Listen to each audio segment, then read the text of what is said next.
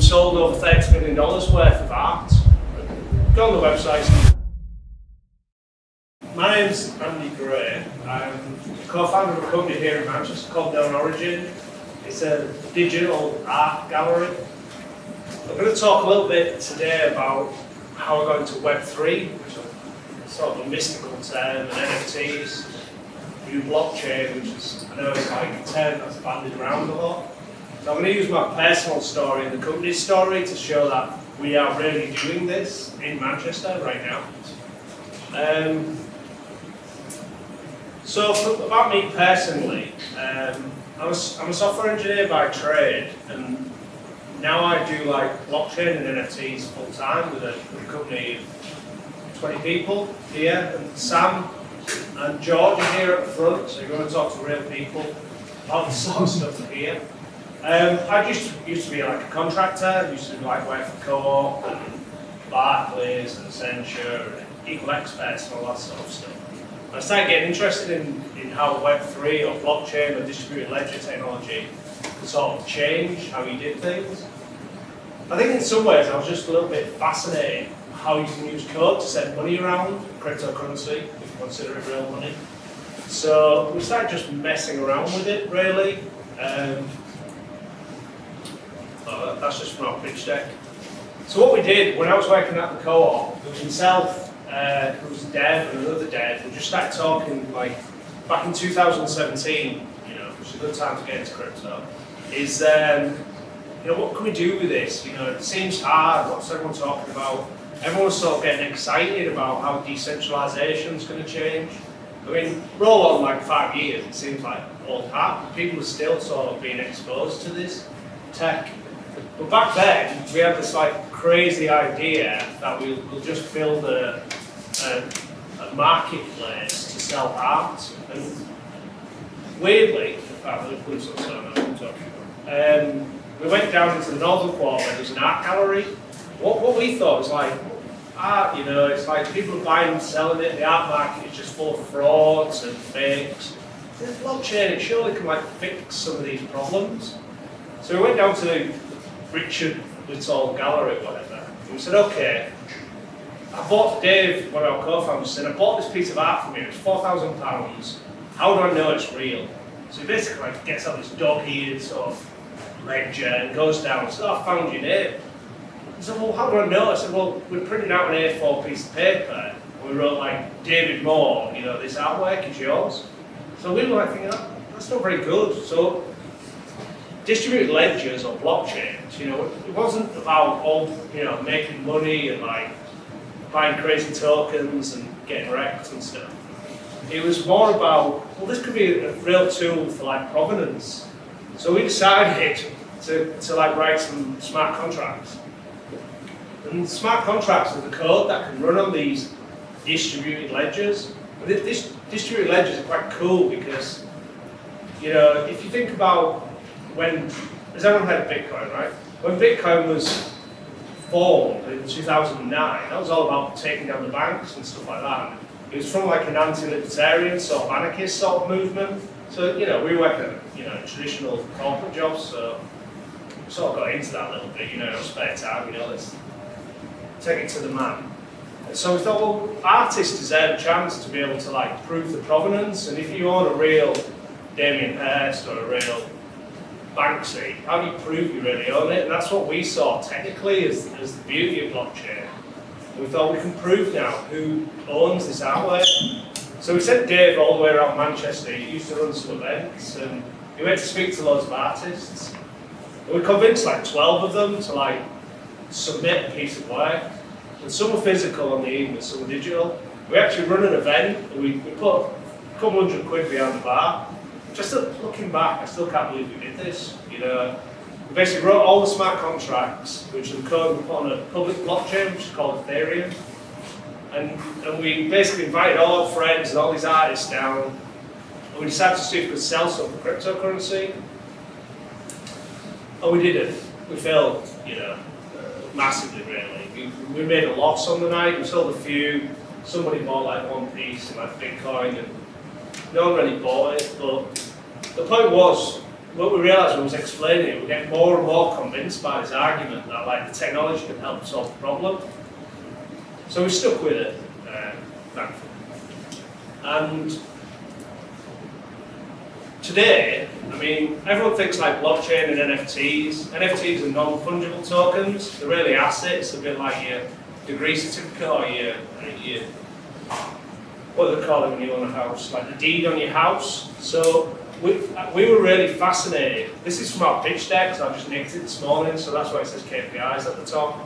And I had to like bump all the figures because we raised $5 million last year. Since then, we've managed to get 6,000 people on, so like 6,000 artists around the world, and convince them all to like mint their creativity and sell it for cryptocurrency. Thankfully, we've sold over $30 million worth of art. Go on the website, it's KnownOrigin.io. We've got like these huge figures. Obviously, as everyone here knows, crypto's on, it's on its arse now. It's like a bear market. But that's when we built KnownOrigin originally, and that was good for us because when no one believes in it, no one thinks there's nothing there, it makes you even more determined. Personally, I've been here more, and I went to the pub, and when we were building KnownOrigin, there was this guy I was saying, we're going to do it, we're going to create this thing, we're going to sell art online, and we're going to make people pay for it. And he was like, well, how do you protect against it? Who cares about provenance? Who cares that you actually own it? Well, surely people care that they own something. It was like, well, what can you do? So all the art on our site, you can right-click and save it. You get exactly the same piece of art as the guy who pays for it. The only thing the guy who pays for it gets is the provenance of the piece of art. And this is what's important when we talk about Web3 really for us. It's that belief that you really own something and you can trade it and you can do things with it. That's what became really important. But thankfully, everyone else sort of got on board with that. And there's still people in the room who are probably thinking, it's bollocks, right? And it is, but for the people who believe, and I do, I believe that means something, that I've got a token that I can prove, I can sell, I can see the chain of custody who owns it. For other people, if you don't believe that, it means nothing. But thankfully, we've sold single tokens for in excess of $500,000. So there's people out there who believe that, I don't know what that means, that's not me, that this means something. And for us, what I should talk about is like Web 2 and Web 3. We're just a group of developers and we're doing a job that we would normally do. We're trying to really now push the boundaries and the beliefs.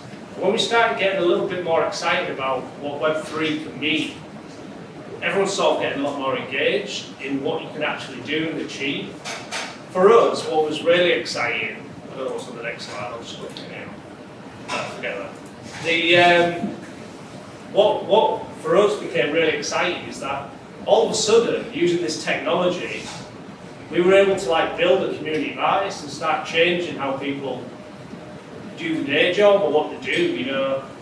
For me, the difference between Web 2, which the definition for me of Web 2 is, does anyone know what Web 1 is? Anyway, Web 1 I think is like when the internet was just like read-only. People say Web 2 is like obviously the FANGs, Facebook, Amazon, Netflix, Google. Web 2 is sort of bad because they're sort of data hoarders, they give you all these free apps and suck you there and like generally sort of bleed you to death. Where Web 3, in my view, it's a bit of a made-up term. What does it really mean? It's the metaverse, but it's really about this change of sort of decentralization.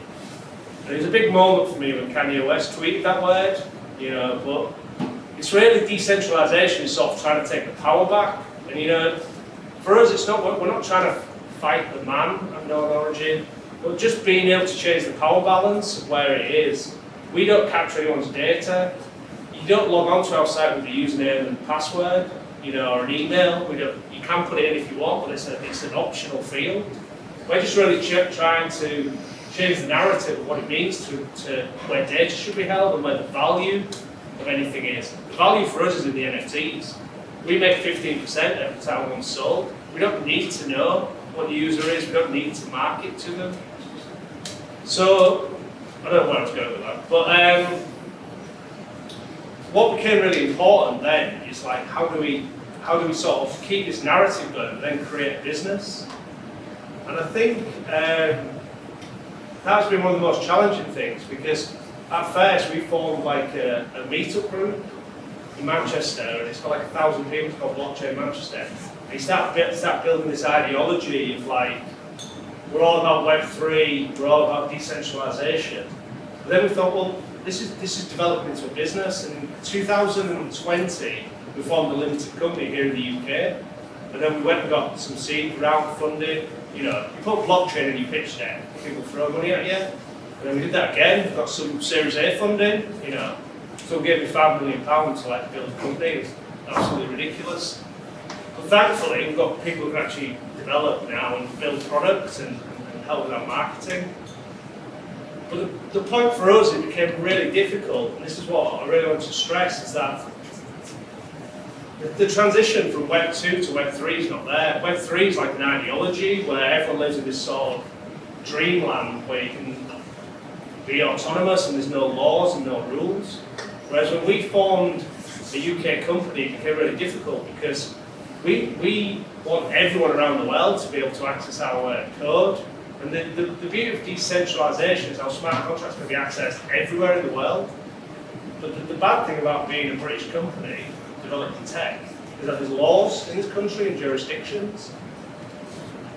So, and Sam and George will tell you, we've had a very difficult week this week at our company. It's when sort of Web 2 meets Web 3 meets the real world. We're a real company and we've had to IP blocks and regions of the world this week. I didn't really want to mention it, but it's the truth, you know, it's like Web 2 is amazing, Web 3 is amazing, but it's still evolving. How do we deal with this? The technology and the innovation is incredible. It gets you out of bed in the morning, but the challenges are still very real. And I think from a technical perspective, everyone is building this tech, and I know what Dave spoke about, there's still a long way to go on a lot of this. But I think what we're trying to do here, we've got like 20 people here in Manchester, we want to be 48, 70 by next year. We're trying to push that and see where the boundaries are. But at the heart of everything we do is just technology. You know, decentralization is about enabling people and not being able to be censored. We're not able to do that yet, but we want to get to that state. So yeah, it's a real challenge really, but I think for us, what I want to say is that the Web 3 world is still like the Web 2 world.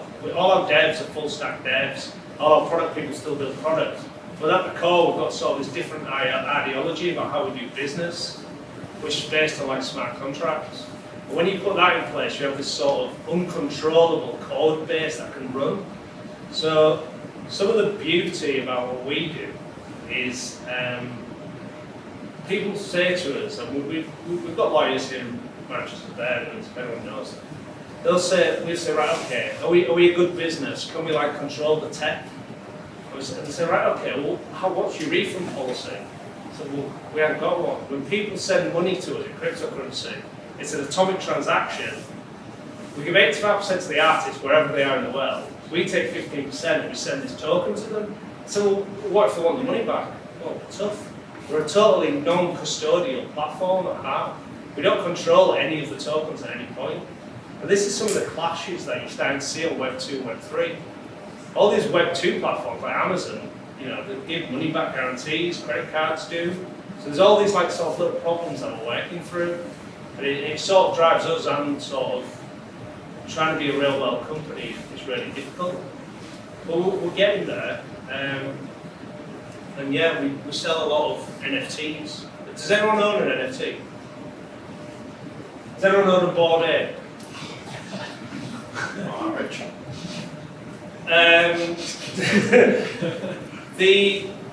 So yeah, I mean that's really all I wanted to talk about, was really how we're moving from Web 2 with this challenge in the Web 3, but it's not that difficult, and there's a lot of good opportunities.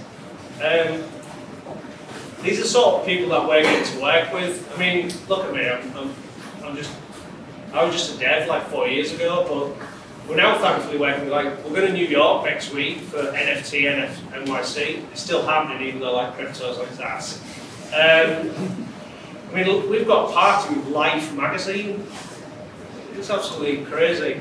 We work with Deadfellas, who are like a great PFP project, so we get these 10K NFTs.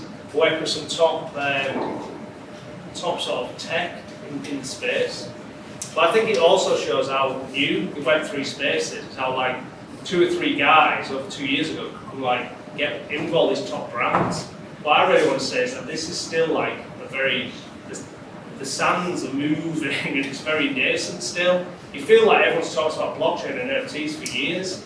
It's so early, it's ridiculous. It's like, we're working with Life, it's like 20 of us here in Manchester. It's like they're ringing us up to tell us, to ask us to say, what's this NFT and Web3 about? We've had phone calls with like eBay and like Kraken and eToro. I mean, a lot of the Web2 world. You might think that Web3 is not happening, but it is this year and next year it's coming with a vengeance. Every major brand, every big company has seen the Web3 world, NFTs, blockchain as being a validated technology. As Dave mentioned earlier, it's like, it's expensive, it's slow, it doesn't work. But when you think about the dot-com bubble, I'm old and I'm 48, right? So the dot-com bubble was the same. Everything was shit. Nothing had loaded on YouTube. No one understood how to type a URL in the web browser. This is where blockchain is today. It's like quite a few years of these techies. Everyone in this room could probably do it, but my parents can't do it. The man on the street can't do it. It's hard to do, it takes time. But this, I think, is the advantage for people like us in Manchester and KnownOrigin. We're trying to just get everyone who's into tech who likes this to just come with us and let's see where we can go with it. But we're still very excited. Some days it's tricky, but I think we're still very up for the challenge, and I think there's a lot of room to go. And I think all the stuff that everyone hears about Bitcoin, blockchain, things crashing, Ponzi schemes, wallet scheme hacks, that's just all teething problems. There's going to be a wave of this stuff coming, and we want to be at the forefront of it. We've got little Bitcoin peaks, we've got like Life and people like that, and we've got X-Copy, one of the greatest crypto digital assets on the planet on our platform, so let's see where it goes really. I don't know the last slide. Maybe not the last slide.